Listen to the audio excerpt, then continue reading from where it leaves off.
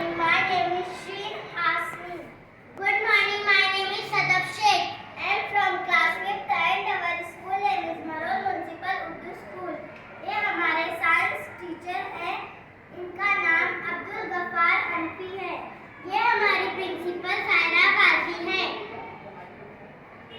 आज हम आपके सामने डाइजेस्टिव सिस्टम यानी ग़िज़ा का इंतज़ाम के बारे में मॉडल के जरिए बताएंगे.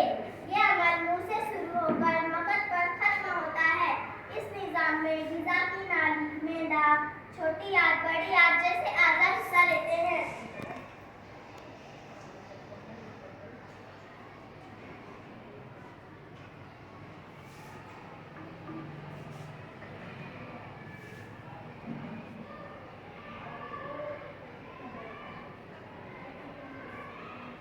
खाना ग़िज़ाई नाली के जरिए मैदे में जाता है.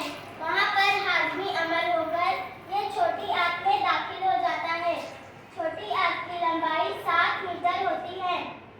हाज़मे से जिस्म के लिए फायदेमंद चीज़ें तैयार होती हैं जो खून में जज्ब होती हैं और बचा हुआ मादा बड़ी आंत में जाता है. बड़ी आंत की लंबाई 1.5 मीटर होती है. यहाँ पर कुछ पानी और अशिया जज्ब होकर फुसला तैयार होता है.